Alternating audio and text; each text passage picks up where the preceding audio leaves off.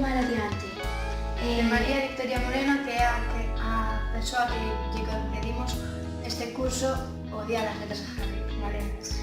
As ilustracións son de Manolo Uría. É da editorial Xerais. Este libro ten 83 páxinas. A miña opinión sobre este libro pareceume moi divertido para os nenos e nenas.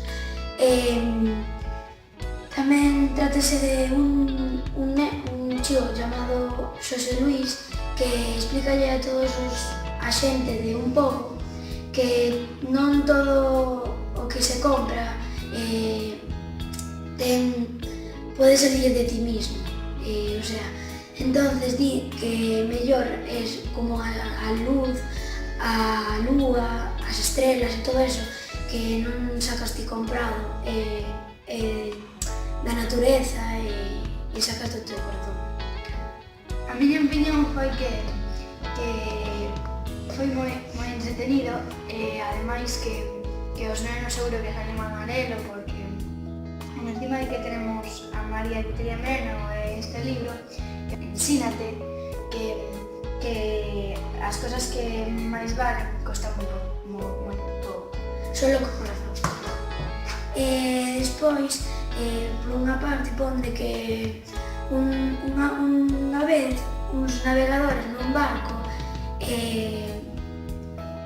estaban yendo un pobo de arroz, creo que para chaman, musicar a todos. y entonces chegaron a un lugar que pues estaban yendo en barco y luego cuando llegaron a ese lugar pues levaron un can a unhas persoas tiñanlle medo ao can e logo se deron conta que ese can cada vez era máis bobo que aún non coñecían pues desde ali pues cada vez pasan máis aventuras e máis felices e moi divertidas.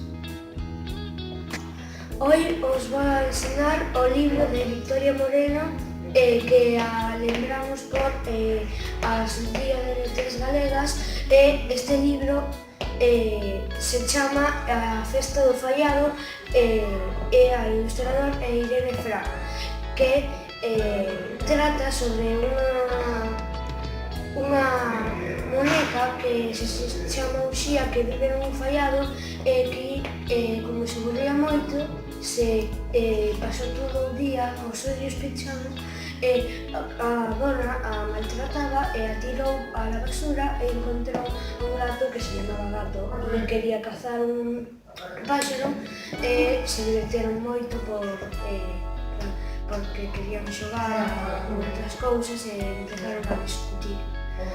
Este libro me gustou moito porque é moi divertido e eso que Victoria Moreno representou moito a este libro e quería contar que todos os nenos e nenas que leran este libro porque é moi divertido e ten un final moi inesperado. María Victoria Moreno e as ilustraciones son de Lara Torres Rodríguez. Chámase O Cataventos.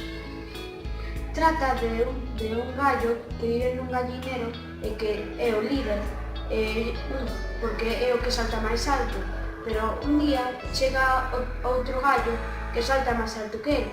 Entón, ele o que fai é subirse a unha torre gigantesca e se pon aí como cataventos para ser o máis alto, claro. Pero entón se converte nun cataventos e non quero estudiar, non? O que máis me gustou deste libro foi o que decían as aniñas menores para ofender ao gallo líder, porque se burlaban del e me facía gracia. O que menos me gustou foi o final, non me gustou moito. De todos os xeitos, eu creo que deberían lelo porque é moi bonito e moi interesante.